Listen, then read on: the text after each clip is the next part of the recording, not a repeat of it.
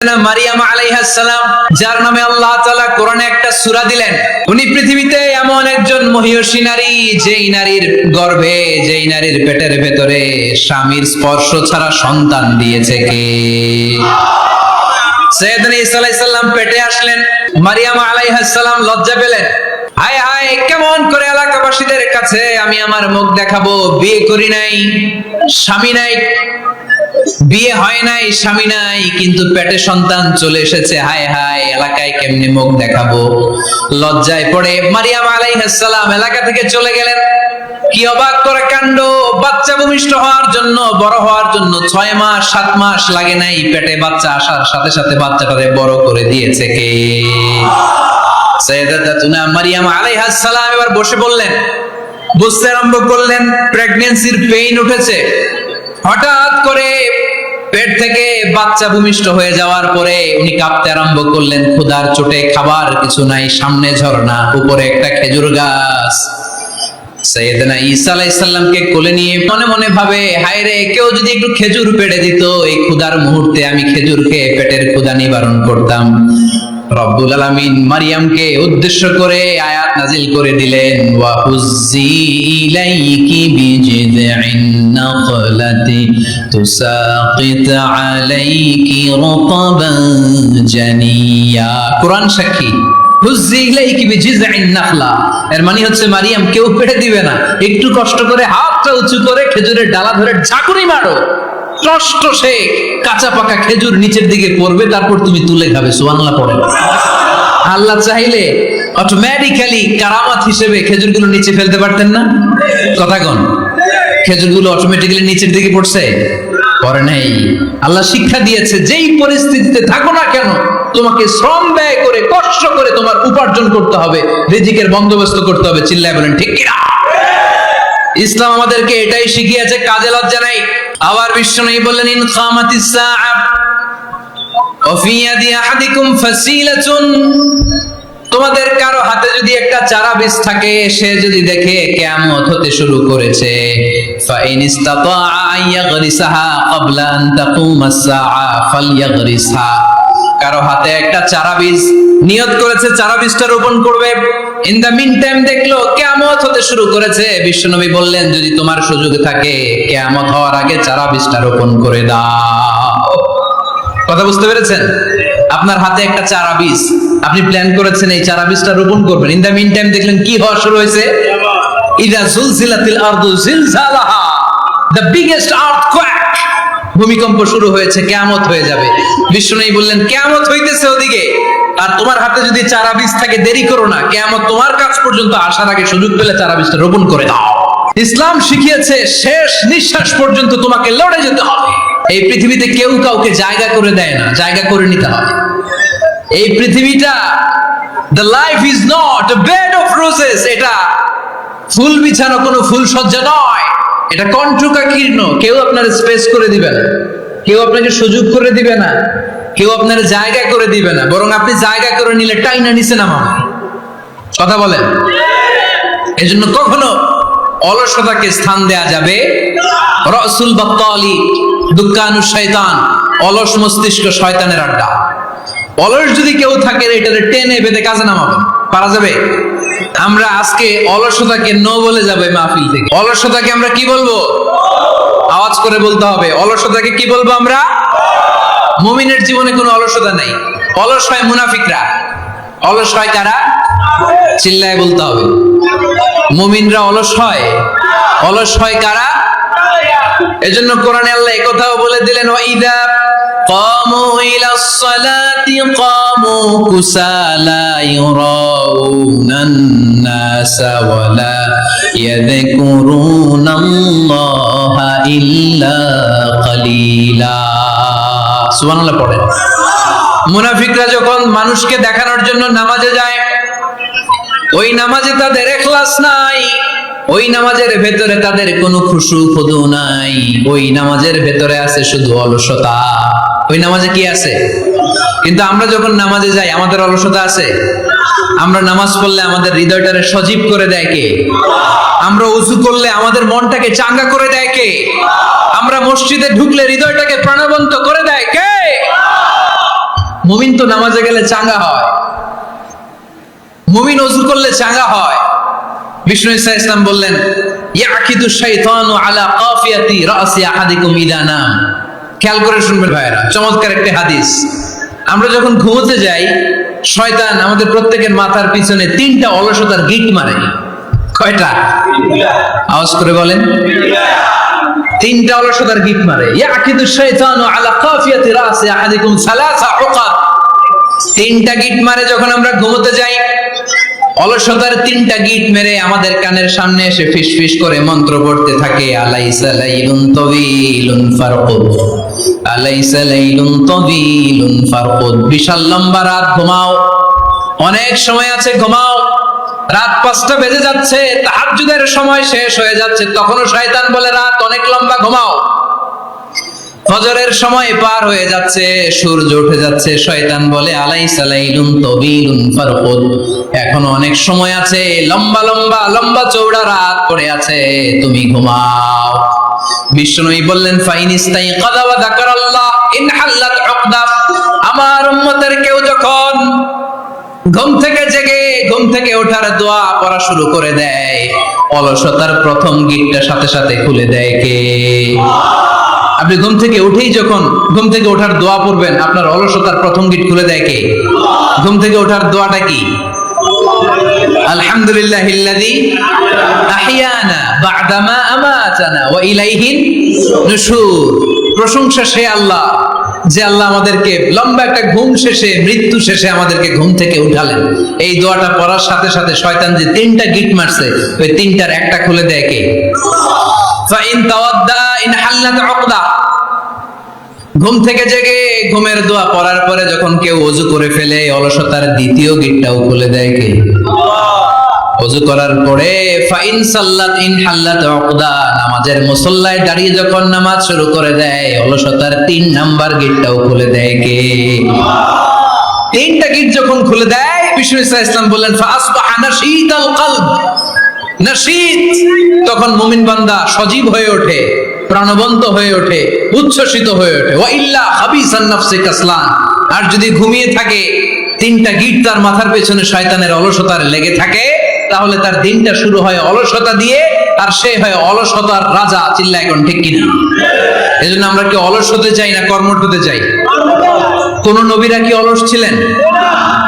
পৃথিবীতে কোন নবী অলস ছিলেন? সব নবী কর্মঠ ছিলেন। বিষ্ণু ঈসা ইসলাম বললেন, মা বাআসাল্লাহু নাবিয়্যান ইল্লা রাআল গানাম। এই পৃথিবীতে এমন কোন নবী নাই যেই নবী বকরি চড়ায় নাই। পৃথিবীতে এমন কোন নবী নাই যেই নবী কি চড়ায় নাই? ছাগল চড়ায় নাই। সাহাবারা বললেন, ইয়া রাসূলুল্লাহ আনতা কাযালিক, আপনিও ছাগল চড়াইছেন? বিষ্ণু ঈসা ইসলাম বললেন, না, আমিও ছাগল চড়িয়েছি। ওয়া ইন্নী আরআহা আলা কারারিতি আহলি মক্কা, আমি তো মক্কাবাসীদের অল্প কিছু পয়সার বিনিময়ে তাদের ছাগলগুলোকে চড়িয়ে দিতাম। সুবহানাল্লাহ পড়বেন না? বিষ্ণু ঈসা ইসলাম ছাগল চড়াতেন। ছাগল চড়ানো সহজ কাজ না কঠিন কাজ? কেন কঠিন এটা? হ্যাঁ, টেরা খুঁটি মারে। হ্যাঁ, কি করে? বসে থাকতে হয়। তো ছাগল যারা পালে তারা জানে ছাগল পালা কত কষ্ট। ওরে ডানে টান দিলেও কই যায়? রশি ধরে বায়ে টান দিলে কই যায়? সামনে টানলে কই যায়? পিছনে টানলে কই যায়? সারা সপ্তাহ আপনি সময় পান না এটার গোসল করাবেন। ভাবলেন আজকে জুমার দিন আমিও গোসল করি, এটারও গোসল করাই। এটারে আপনি পুকুর ঘাটে নিবেন, টান দিয়েছেন, ওর বাপের কিরা ও 1 ইঞ্চিও সামনে যাবে না। ঠিক কি না? এই টেরা প্রাণী আল্লাহর কি কি মহিমা! আল্লাহ তাআলা পৃথিবীর সবচেয়ে শ্রেষ্ঠতম মানুষদেরকে ছাগল চড়িয়ে ছেড়েছেন। ঠিক কি না? মা বাআসাল্লাহু নাবিয়্যান ইল্লা রাআল গানাম। এই পৃথিবীতে এমন কোন নবী ছিল না যে নবীরা ছাগল চড়ায় নাই। আল্লাহ বুঝাতে চাইলেন ছাগল চড়ানো অনেক কষ্টের কাজ, অনেক ধৈর্যের প্রয়োজন। এখন নবীরা তোমরা ছাগল চড়াও, কিছুদিন পর ছাগলের চেয়েও টেরা জাতি মানুষ চড়াইতে হবে। মানুষের মধ্যেও টেরা আছে না নাই? ভালো বললে ভালোটা বুঝে না, ডানে যেতে গেলে বায়ে যায়, বায়ে যেতে বললে ডাইনে যায়, এরকম আছে না নাই? সম্মানিত ভাইয়েরা, সমস্ত আম্বিয়া আলাইহিমুস সালাম ওনারা কর্মঠ ছিলেন। সাইয়েদনা আদম আলাইহিস সালাম নিজ হাতে চারা গাছ রোপণ করে চাষাবাদের কাজ করেছেন। সুবহানাল্লাহ পড়েন। সাইয়েদনা ইব্রাহিম আলাইহিস সালাম চাষাবাদের কাজ করেছেন। সাইয়েদনা দাউদ আলাইহিস সালাম নিজ হাতে যুদ্ধের জন্য যে পোশাক পরতে হয়, যেটা পরলে গায়ের মধ্যে ছুরি মারলেও ঢুকে না, ওই শিরস্ত্রাণ বানিয়েছেন, নিজ হাতে তলোয়ার বানিয়েছেন। সুবহানাল্লাহ পড়েন। সাইয়েদনা মুসা আলাইহিস সালাম ছাগল চড়িয়েছেন। সাইয়েদনা মুসা আলাইহিস সালামের মেজাজ নরম না গরম? নবীদের মধ্যে সবচেয়ে বেশি মেজাজওয়ালা নবী ছিলেন মুসা আলাইহিস সালাম। উনিও 8 থেকে 10 বছর সাইয়েদনা শুআয়ব আলাইহিস সালামের এরিয়াতে ছাগল চড়িয়েছেন। চিল্লায় বলেন সুবহানাল্লাহ। এজন্য নবীরা যেহেতু কাজ করেছেন, কর্মঠ ছিলেন, আমরাও কর্মঠ হব, ঠিক কিনা? সাহাবারাও কর্মঠ ছিলেন, বিশ্বনবীর সাহাবারাও ব্যবসা করতেন। সাইয়েদনা আবু বকরের বিশাল ব্যবসা প্রতিষ্ঠান ছিল। সুবহানাল্লাহ পড়েন। আপনারা হজ উমরা করেছেন কে কে? দেখি, করছেন? মাশাআল্লাহ। যারা করে নাই, আল্লাহ তাদেরকে আল্লাহর ঘর জিয়ারতের তুমি নসিব করো। আমিন। বিশ্বনবীর মাকবারার সামনে দাঁড়িয়ে আমরা যেন সালাম পেশ করতে পারি, তুমি নসিব করো। আমিন। বাইতুল্লাহ শরীফে এবং মসজিদ নববীতে আমরা যেন সালাত আদায় করতে পারি, আল্লাহ তুমি নসিব করো। আমিন। সাইয়েদনা আবু বকর রাদিয়াল্লাহু তাআলা আনহুর ব্যবসা প্রতিষ্ঠান ছিল মক্কা কাবা ঘরের পাশেই। উনার ব্যবসা প্রতিষ্ঠানগুলো যেখানে ছিল ঠিক ওইখানে সৌদি সরকার এখন শপিং মল বানিয়ে দিয়েছে, মাতজার আবু বকর। মক্কা শহরের যেখানে বহিরাগতরা এসে ওখানে ছাগল, ওখানে ঘোড়া, উট এগুলো রাখতো, আস্তাবল রাখতো, ঘোড়া আর উট যেখানে রাখা হতো ঠিক ওই জায়গায় সৌদি সরকার ওটার পার্কিং লট বানায় দিচ্ছে। মানে যেখানে আগে সাহাবাদের ব্যবসার জায়গা, ওইখানে বর্তমানে শপিং মল। যেখানে আগের সময়কাল সাহাবারা উট আর ঘোড়া রেখে বাঁধতো, ওইখানে এখন গাড়ি ঘোড়া রাখার ব্যবস্থা করা হয়েছে। সাইয়েদনা আবু বকর অনেক বড় ব্যবসায়ী ছিলেন। ওনার নিজ টাকা দিয়ে হাবাসা থেকে আসা সাইয়েদনা বেলালকে তিনি 20,000 স্বর্ণ মুদ্রা দিয়ে উমাইয়া ইবনে খালাফের কবল থেকে তিনি মুক্ত করেছেন। সাইয়েদনা উসমান যুন্নুরাইন বড় ব্যবসায়ী ছিলেন। নিজের টাকা দিয়ে মদিনার মুসলমানেরা পানি খেতে পারে না, বীরে রুমা নামে একটা কুয়া ছিল, এই কুয়ার মালিক ছিল ইহুদি। মুসলমানেরা পানি খেতে গেলে সে বকা দিত, পানি খেতে দিত না। বিশ্বনবী বললেন, আমার সাহাবীদের মধ্যে এমন কি কেউ নাই নিজের অর্থায়নে বীরে রুমা কিনে মুসলমানদেরকে দিয়ে দিবে? সাইয়েদনা উসমান যুন্নুরাইন বলল, ইয়া রাসূলুল্লাহ, আপনার খেদমতে আমি হাজির। মুহূর্তের মধ্যে সাইয়েদনা উসমান যুন্নুরাইন নিজের অর্থায়নে বীরে রুমাটা কিনে মুসলমানদের জন্য সদকা করে দিয়েছে। তো ব্যবসা না করলে, কর্মঠ না হলে, উপার্জন না হলে সদকা করা যাবে? চিল্লায় বলেন, করা যাবে। সুনানে তিরমিজির বর্ণনা, বিষ্ণু ঈসা ইসলাম মক্কা থেকে যত সাহাবারা হিজরত করে মদিনায় এসেছে, মদিনাতে কোন না কোন সাহাবার সাথে বিশ্বনবী ভ্রাতৃত্বের বন্ধনে আবদ্ধ করে দিয়েছে। সুবহানাল্লাহ পড়েন। এজন্য মক্কা থেকে যারা এসেছে এদেরকে বলে মুহাজির, এদেরকে কি বলে? আর মদিনায় যারা ছিল এদেরকে বলে আনসার, এদেরকে কি বলে? আওয়াজ করে উত্তর দিবেন। মক্কা থেকে যারা এসেছে তাদের নাম, আর যারা মদিনার সাহাবী তাদের নাম আনসার। মক্কা থেকে হিজরত করে যে সমস্ত সাহাবারা এসেছিল তারা ছিল মদিনার মেহমান। বিশ্বনবী এক এক মক্কার সাহাবীকে মদিনার এক এক সাহাবীর সাথে ভ্রাতৃত্বের বন্ধনে আবদ্ধ করে দিলেন। আব্দুর রহমান ইবনে আউফ রাদিয়াল্লাহু তাআলা আনহু, ওনার সাথে ভ্রাতৃত্বের বন্ধনে যে সাহাবীকে বিশ্বনবী আবদ্ধ করে দিলেন, ওনার নাম হচ্ছে সাদ ইবনে রাবিয়া। কি নাম? মদিনার অনেক বড় ব্যবসায়ী।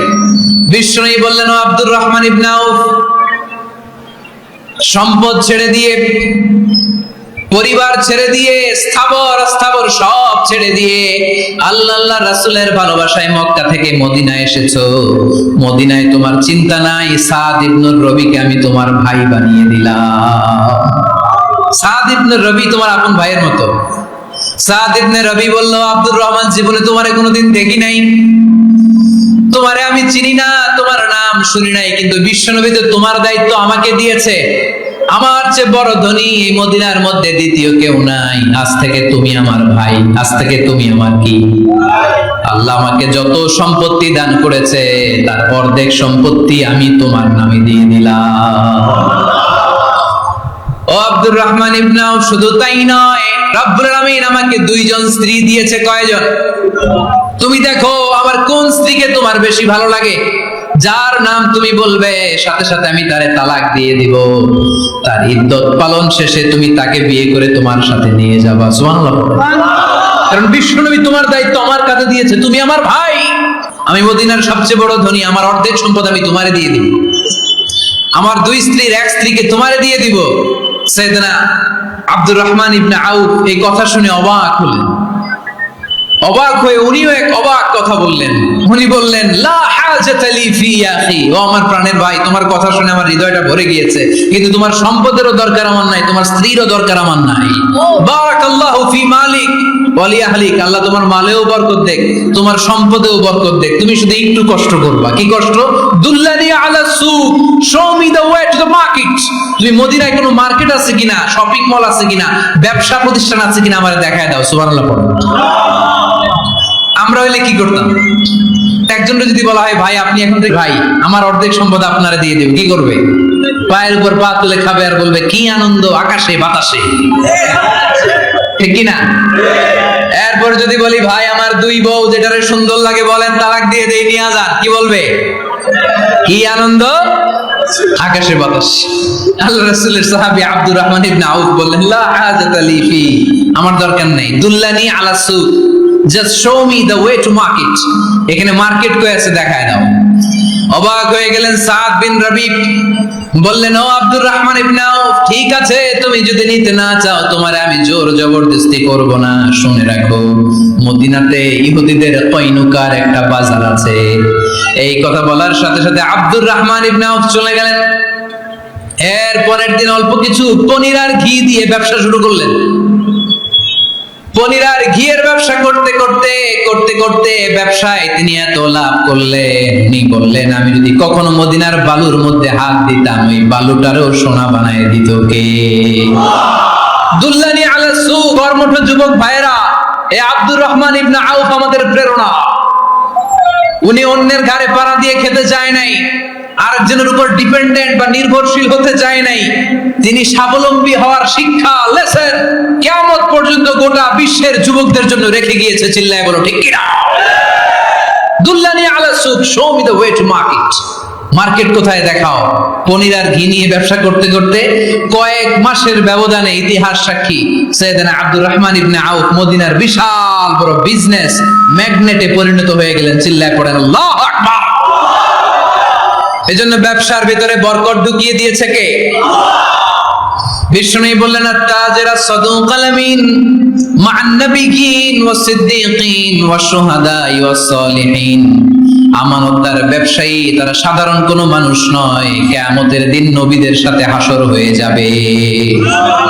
আপনারা যারা ব্যবসা করেন, এটা সাধারণ বিষয় নয়। বিষ্ণু ইসলাম নিজেও ব্যবসায়ী ছিলেন। ওনার জীবনের প্রথমে তিনি খাদিজা রাদিয়াল্লাহু তাআলা আনহার ব্যবসার স্টাফ হয়ে কাজ শুরু করেছেন, এরপর নিজে ব্যবসা শুরু করেছেন। এরপরে খাদিজাতুল কুবরা রাদিয়াল্লাহু তাআলা আনহা সব সম্পত্তি বিয়ের পরে বিশ্বনবীর পায়ের সামনে ঢেলে দিয়েছেন। বললেন, ইয়া রাসূলুল্লাহ, এই সম্পদ আমি আপনাকে দিয়ে দিলাম, আপনি ইচ্ছামতো দিনের প্রয়োজনে খরচ করেন। সুবহানাল্লাহ পড়েন। এজন্য বিষ্ণু ইসলাম আমাদের জন্য উপমা, আব্দুর রহমান ইবনে আউফ আমাদের জন্য উপমা। যারা ব্যবসা করেন তারা বিষ্ণু ইসলামের সুন্নাহ পালন করছেন। আত-তাজির আস-সাদুক আল আমিন। বিষ্ণু বললেন, সত্যবাদী আমানতদার ব্যবসায়ী, যে ব্যবসা করতে যে মিথ্যা কথা বলে না। অনেক ব্যবসায়ীরা আছে পণ্য চালানোর জন্য মিথ্যা কথা বলে আর কসম কাটে, আছে না নাই? এমনটা করা যাবে? সকালবেলা স্ত্রীরে বলে, এই গরুগুলা বিক্রি করবো, তুই একটা দাম কত কমো? স্ত্রীরে শিখাই দিচ্ছে, এই গরুর দাম তুই 40,000। তো বউ বলে, ঠিক আছে দাম কইলাম 40,000। তো এরপরে বাজারে যখন গরু বিক্রি করতে যায়, একজন যখন বলে যে ভাই এটা 30,000 টাকা দিয়ে কিনবো, ভাই আল্লাহর কসম সকালে একজন 40,000 দাম কইছে, আমি দেই নাই। আছে না নাই? কৌশল করে বউরে শিখাইছে, সকালে তুই দাম তো 40,000। তো বাজারে যায়, সকালে একজন দাম করছে, দাম করে কইছে 40,000 দেই নাই, আপনার 30,000 কেমনে দেই? এরকম ডাকাইত আছে না নাই? আরে নাই, আমি কই নাই, এরা কই আছে। সম্মানিত ভাইয়েরা, এজন্য আজকের মাহফিল থেকে আমরা যেটা শিখলাম সেটা হচ্ছে, পরিশ্রমে কোনো লজ্জা আছে? আমরা কাজ করে খাবো, ঠিক কিনা? Never under estimate any job. যুবক ভাইয়েরা শুনতেছ? এরকম আওয়াজ করতে হবে, কান খাড়া করে শুনো। Never under estimate any job. কোন চাকরিকে ছোট করে দেখা যাবে, whether it's small or big, you don't care, এটাতে কেয়ার করা যাবে না। ছোট্ট চাকরি পাইলে ঢুকে যাবা, বড় অফার আসলে পরে ঢুকবা। এটা ছোট কাজ, এটা হোটেলের ওয়েটার, এটা ছোট্ট স্টাফ, এটা কেরানি না, কাজ কাজই। কাজের মধ্যে কোনো ছোট বড় নাই। খেটে খাওয়া মানুষকে বিশ্বনবী অনেক সম্মান করতেন। বিশ্বনবী সাল্লাল্লাহু আলাইহি ওয়াসাল্লাম খেটে খাওয়া মানুষদেরকে এত ভালোবাসতেন, বিদায় হজের মতো এত গুরুত্বপূর্ণ ভাষণও এই মেহনতি মানুষদের কথা বাদ যায়নি। সুবহানাল্লাহ পড়বেন না? দিনটা ছিল জুমাবার। বিশ্বনবী সাল্লাল্লাহু আলাইহি ওয়াসাল্লাম আরাফাতের ময়দানে দাঁড়িয়ে ঐতিহাসিক একটা ভাষণ দিলেন। এই ভাষণের নাম হলো বিদায় হজের ভাষণ। এই বিদায় হজের ভাষণেও খেটে খাওয়া মানুষের কথা বিশ্বনবী বাদ দেয় নাই। বিশ্বনবী বলেছেন, আরিক্কাকুম, খবরদার, অধীনস্থ কর্মচারীদের সাথে খারাপ আচরণ করো না। আতঈমুহুম মিম্মা তাকুলুন ওয়াকসুহুম মিম্মা তালবিসুন, খবরদার, মনে রেখো, তোমরা যা খাবে তোমাদের অধীনস্থ কর্মচারীদেরও তা খাওয়াবে, তোমরা যা পড়বে তাদেরও তা পড়াবে। বিশ্বনবী শেষ নিঃশ্বাস ত্যাগ করে যাওয়ার আগে যেই কয়েকটা কথা বলেছিলেন তার মধ্যে মেহনতি মানুষদের জন্য কথা আছে না নাই? বিশ্বনবী সাল্লাল্লাহু আলাইহি ওয়াসাল্লাম যখন শেষ নিঃশ্বাস ত্যাগ করবেন তিনি বলেছিলেন, আসসালাত আসসালাত, উম্মতেরা, নামাজ নামাজ নামাজ ছেড়ে দিও না, নামাজ তরক করো না, নামাজ কাজা করো না। আর বলেছিলেন, ওমা মালাকাত আইমানুকুম, অধীনস্থ কর্মচারীদের সাথে খবরদার খারাপ আচরণ করো না। যারা কর্মচারীদের সাথে খারাপ আচরণ করে, যারা মানুষের কাছ থেকে শ্রম নিয়ে কাজ করিয়ে টাকা দেয় না, কিয়ামতের দিন তাদের বিরুদ্ধে মামলা দায়ের করবে কে? কে করবে? হাদিসে কুদসি সাক্ষী বিষ্ণু সাল্লাল্লাহু আলাইহি ওয়াসাল্লাম বলেন, আল্লাহ তাআলা ফরমান, আনা খাসমুহুম সালাসাতুন আনা খাসমুহুম ইয়াউমাল কিয়ামা। তিন শ্রেণীর ব্যক্তির বিরুদ্ধে আল্লাহ বলেন, আমি নিজেই কিয়ামতের দিন মামলা দায়ের করব। I will be against them in the day of judgment. Three categories of people, I will be against them in the day of judgment. তিন শ্রেণীর লোক কিয়ামতের দিন তারা ছাড় পাবে না। আল্লাহ বলেন, আমি নিজেই তাদের বিরুদ্ধে মামলা দায়ের করব। এর মধ্যে এক শ্রেণীর লোক হচ্ছে রাজুলুন ইস্তাআজারা জিরান ফাস্তাউফা মিনহু ওয়া লাম ইয়াতি আজরা। একজন শ্রমিক ভাড়া করে তার কাছ থেকে কাজ নিয়েছে কিন্তু তার পারিশ্রমিক আদায় করে নাই। এরকম আছে না নাই? দাপট দেখায়, দাপট দেখায় ইউনিভার্সিটির ক্যান্টিন গুলোতে। ইউনিভার্সিটির ক্যান্টিনে যে খায় মাগার বিল দেয় না, এরকম টাকায় আছে না নাই? চায়ের দোকানে চা খেয়ে আগে পরে দিন বিল দেয় না, আছে না নাই? দোকানে যে পণ্য কিনে বিল দেয় না, পরে দিন, আছে না নাই? কিয়ামতের দিন আল্লাহ তোর এই মাস্তানি ছুটাবে, চিল্লা এখন ঠিক কিনা? আনা খাসমুহুম, আমি নিজেই তাদের বিরুদ্ধে মামলা দায়ের করব। কথাটা কার? এজন্য বিশ্বনবী বললেন, খবরদার, মেহনতি মানুষ, খেটে খাওয়া মানুষ, এদের দোয়া কবুল হয়ে যায়। আতুল আজিরা আজরাহু ক্বাবলা আন ইয়াজিফা আরাকুহু, খবরদার, বিশ্বনবী বললেন, শ্রমিকের ঘাম শুকিয়ে যাওয়ার আগে তাদের পারিশ্রমিক মিটিয়ে দাও। বিশ্বনবীর বিখ্যাত হাদিস, আতুল আজিরা আজরাহু ক্বাবলা আন ইয়াজিফা আরাকুহু, শ্রমিকের ঘাম মাটিতে লাগার আগে, শুকিয়ে যাওয়ার আগে তাদের পারিশ্রমিক মিটিয়ে দাও। কেননা তারা যদি বদদোয়া করে তোমার জীবনকে জাহান্নাম বানিয়ে দিবে কে? বিষ্ণু ইসলাম সব সময় খেটে খাওয়া মানুষদেরকে আগলে রাখতেন। সব সময় শুধু যে ভাষণে মেহনতি মানুষদের সাথে ভালো আচরণ করতে বলতেন, শ্রমিকদের সাথে ভালো আচরণ করতে বলতেন, এমনটা নয়। ওনার ব্যক্তিগত জীবন ঘাটলেও দেখা যায় উনি শ্রমিকদের সাথে কেমন আচরণ করেছেন। বিষ্ণু ইসলামের একজন খাদেম ছিল, আপনারা তার নাম জানেন? কি নাম? সবাই বলেন। আনাস। আওয়াজ করে বলেন, বিশ্বনবীর খাদেমের নাম? নামটা কেমন লাগে? ভালো লাগে? ছেলে হইলে রাখবেন তো? রাখবেন? অনেকে আমারে জিজ্ঞেস করে যে আমার একটা ছেলের নাম বলে দেন। এই এলাকার যদি কারো সম্ভাব্য আগন্তুক 2-1 মাস পরেই ছেলে পৃথিবীতে আসবে, এর নাম রাখবেন আনাস। নাম কি রাখবেন? খাদিমু রাসূলিল্লাহ, আল্লাহ রাসূল সাল্লাল্লাহু আলাইহি ওয়াসাল্লামের খাদেম। এই খাদেমের কাছ থেকে একটু শোনেন ওনার মালিক কেমন ছিল। শুনবেন নাকি কষ্ট হচ্ছে? সম্মানিত ভাইরা, খেয়াল রাখবেন, কোন পীর সাহেবের ব্যাপারে যদি আপনি রিপোর্ট চান, পীর সাহেবের বউয়ের কাছ থেকে শুনবেন। কথা কয় না? বোঝে নাই বোধহয়। একজন পীর সাহেব হুজুর, উনি কেমন, রিপোর্ট দিবেন কার কাছ থেকে? কার কাছ থেকে? বউয়ের কাছ থেকে। একজন বড় সাহেব, বড় নেতা, তার ব্যাপারে যদি রিপোর্ট পেতে চান, আমি কয়েকটা জায়গা বলে দিই, এই জায়গাগুলো থেকে রিপোর্ট নেবেন। 1 নাম্বার তার ড্রাইভার, 1 নাম্বার। 2 নাম্বার তার বাড়ির দারোয়ান, 2 নাম্বার। 3 নাম্বার তার খাদেম, 3 নাম্বার। 4 নাম্বার তার ঘরের কাজের মেয়ে, 4 নাম্বার। এদের কাছ থেকে আসল রিপোর্ট পাওয়া যায়, ঠিক কিনা? এবার বিশ্বনবীর ব্যাপারে বিশ্বনবীর খাদেম কি বলে শুনবেন? বুঝে নাই বোধহয়। বিশ্বনবীর ব্যাপারে বিশ্বনবীর খাদেম কি কমেন্টস করছে শুনতে চান? খাদেমের নাম আরো জোরে বলতে হবে। আনাস রাদিয়াল্লাহু তাআলা, আনাস রাদিয়াল্লাহু তাআলা আনহু বলেন, বিশ্বনবী যখন মক্কা থেকে মদিনায় হিজরত করে আসলেন, মদিনার অলিতে গলিতে আনন্দের বন্যা বয়ে গেল। তলা আল বাদরু আলাইনা বলে সবাই বিশ্বনবীকে বরণ করে নিল, সবাই বিশ্বনবীর সাথে দেখা করতে আসলো। সবাই যখন আনসারী নারী পুরুষরা দেখা করতে যায়, আমার আম্মাও বলল, আনাস, মক্কা থেকে বিশ্বনবী এসেছে, চলো তোমারে নিয়ে দেখা করতে যাই।